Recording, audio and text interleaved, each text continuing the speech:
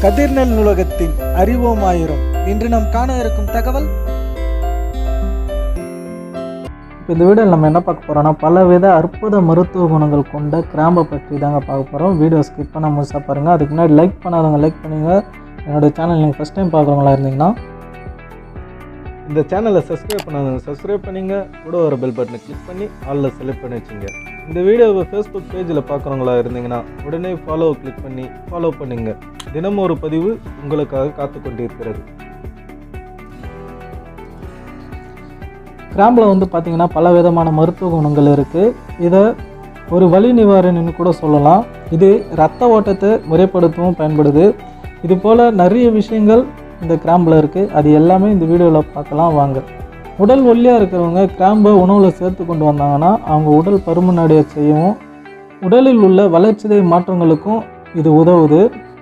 உடல் சூட்டில் கஷ்டப்படுறவங்களுக்கு உடல் சூட்டை சமப்படுத்தவும் இரத்த ஓட்டத்தை முறைப்படுத்தவும் இந்த கிராம்பு ரொம்ப உதவுது.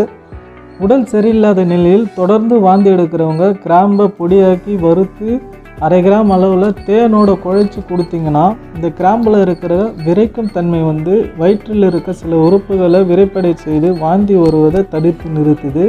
தொண்டை எரிச்சல், தொண்டை கரகரப்பு நீங்கி சரியாக சிறிதளவு சமையல் உப்புடன் கிராம்பை சேர்த்து சப்பி சாப்பிட்டுன்னு வந்தீங்கன்னா அந்த பிரச்சனை உடனே தீரும்.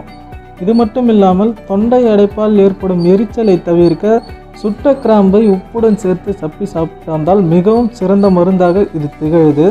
ஆஸ்துமா பிரச்சனையால் சுவாச குழலின் அகழ்ச்சியில் அவதிப்படுறவங்க தூங்குறதுக்கு முன்னாடி வெள்ளை பூண்டு சாறு, கிராம்பு எண்ணெயை 3 சொட்டு விட்டு தேனில் கலந்து சாப்பிட்டு வந்தீங்கன்னா அந்த பிரச்சனை தீரும். தலைவலி, தலைபாரம் இருக்கிறவங்க கிராம்பு மற்றும் உப்புடன் பசும்பாலை சேர்த்து அரைச்சி ஒரு பசை போல் மாற்றி தலைவலியை தடவின்னு வந்தாங்கன்னா தலைவலி பறந்து போயிடுங்க. தலையில் இருக்கிற நீரையும் உப்பு உறிஞ்செடுக்கிறதால தலையோட பாரமும் குறைஞ்சிரும்.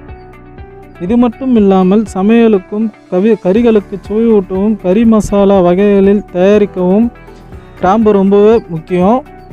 இதையும் தவிர்த்து வாசனை தயாரிப்பு, சோப்பு தயாரிப்பு என்று எல்லாத்துக்குமே பார்த்திங்கன்னா கிராம்பு ரொம்ப யூஸ் ஆகுது.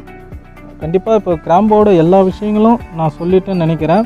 என்னால் முடிஞ்ச வரைக்கும் எல்லாத்தையும் நோட்ஸ் எடுத்து நான் இந்த வீடியோவை பண்ணியிருக்கேன். கண்டிப்பாக கிராம்போட நன்மை நமக்கு தெரிஞ்சிருக்கும். நம்ம உணவில் கண்டிப்பாக சேர்த்துக்கின்னு நம்ம இந்த எல்லா பயனும் நம்ம அடையணும் அப்படின்றது தான் நம்ம எல்லாரோடைய நோக்கமே. அதனால் யாருமே கிராம்பை ஒரு இதுவாக நம்ம தவிர்த்திராத நம்ம உணவோடு சேர்த்து எல்லா பயனும் நம்ம பெற்றுக்கணும். நன்றி, வணக்கம். யாருன்னா என்னோடய வீடியோவை யூடியூப்பில் பார்க்குறவங்களா இருந்தீங்கன்னா சப்ஸ்கிரைப் பண்ணிங்க. ஃபேஸ்புக்கில் பார்க்குறவங்களா இருந்தீங்கன்னா ஃபாலோ பண்ணிங்க. தினமும் ஒரு பதிவு உங்களுக்காக காத்து கொண்டு இருக்கிறது. மீண்டும் நாளை ஒரு புத்தம்புது பதிவுடன் உங்களை நான் சந்திக்கிறேன். நன்றி, வணக்கம்.